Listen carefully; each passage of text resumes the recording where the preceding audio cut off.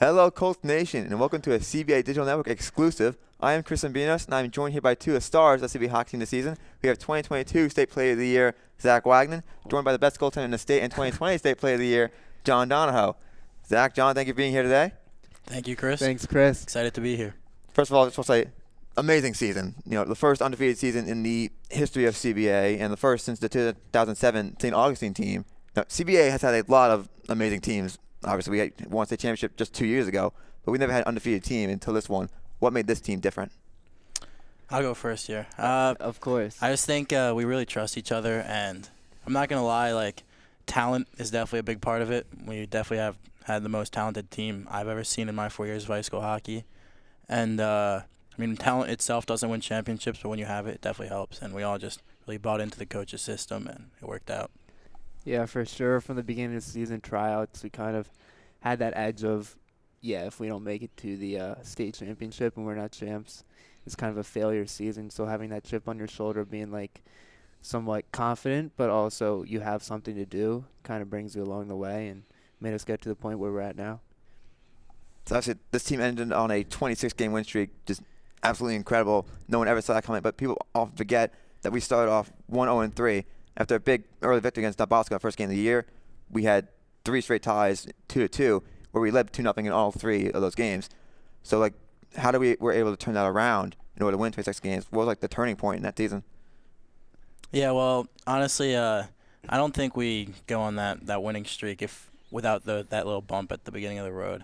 I think at the beginning we knew we were talented, and we just thought that talent itself could win us games, when that's just not the case. It's hockey. And we went up by 2 goals in all those games, and we just thought that's game over, and really just got to play from the first buzzer until the end. So, I just think we really just started playing a full, complete game and realized that we have to trust each other and play hard the whole time, and that's what happens. Yeah, for the Bergen game, we had the Brotherton puck drop, national anthem, all that.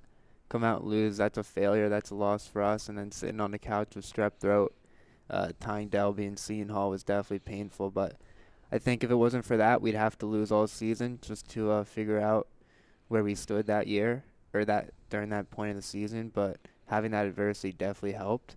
And those weren't 3 ties. Those were definitely 3 losses for us. So having those 3 losses kind of guided us to that 26-game win streak. You know, obviously after that third tie, you guys just never looked back. Once you took the number 1 ranking, I believe a week and a half later, you never let it go. And rarely do you even see a team often even compete with you guys. Although I feel like the closest game of the year for you guys, honestly, I'm going to go back to the semifinal, the state tournament against Gloucester Catholic. That was honestly, Gloucester did play phenomenally that game. And that was one of the only times I remember it being in doubt, late into the third period. If you remember, what did your coach have to say to you in that second intermission? You were tied 2-2, and probably was honestly one of the closest game of the year, in my opinion. Mm-hmm. Yeah, so I'll take this one away. I think we were losing after the first period. And honestly, coach didn't really say much. It was all about the players. I know Giddings said a lot about how his career has ended if we lose that game. He's not playing hockey again. A couple other kids, seniors as well. I think sophomores, juniors, freshmen had to experience that, kind of realize these guys, we're playing for our careers right now. If we lose, we're done. And we knew, we could come back. We've done it before. We did a state championship 2 years ago.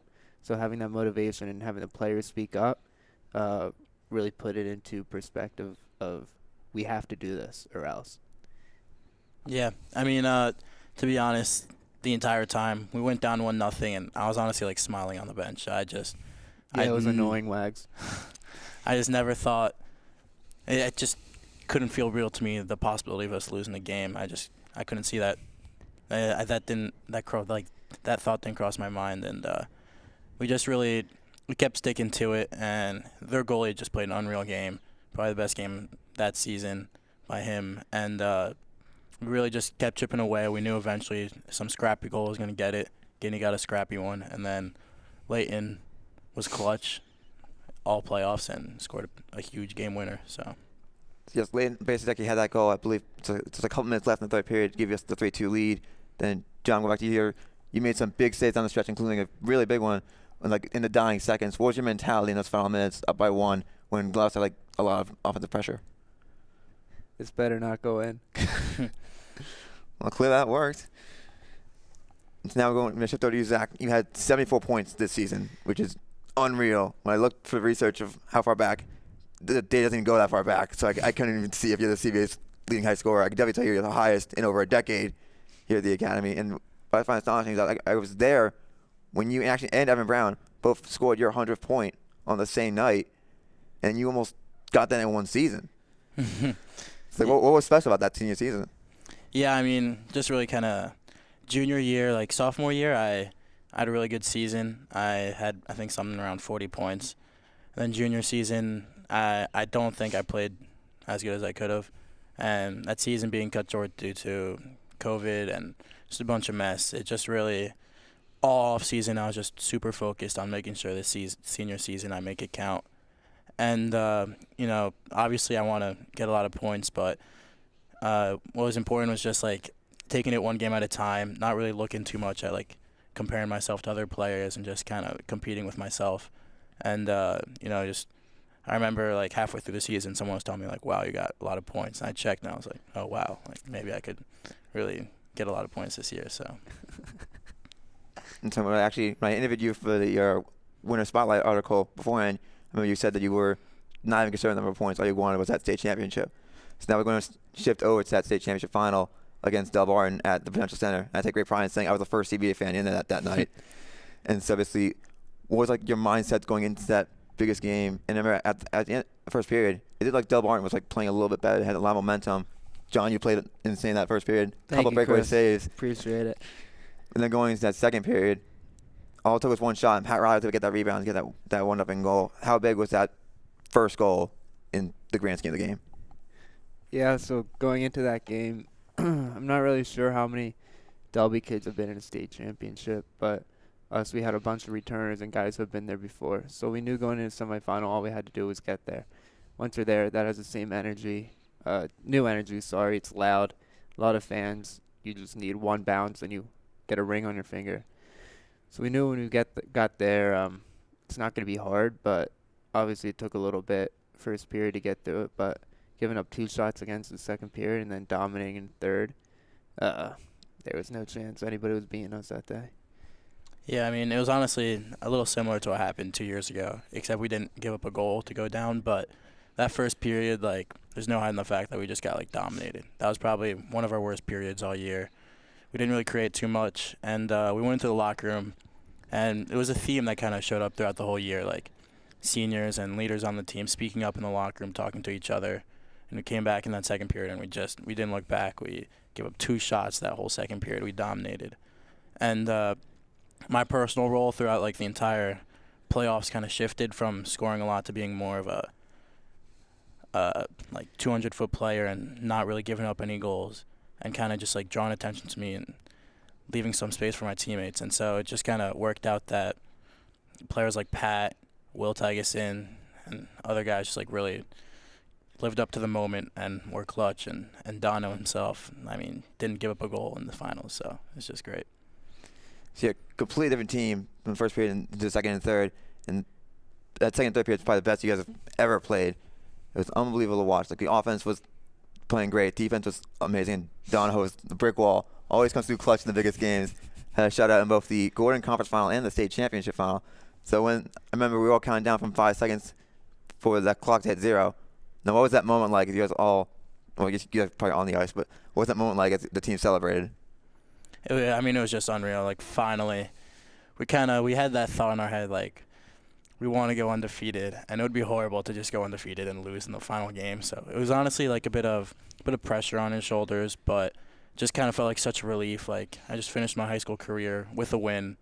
I have now no regrets. Like, this is exactly the storybook ending. I mean, it was just perfect. It felt great, and I was so happy to do that with my brothers.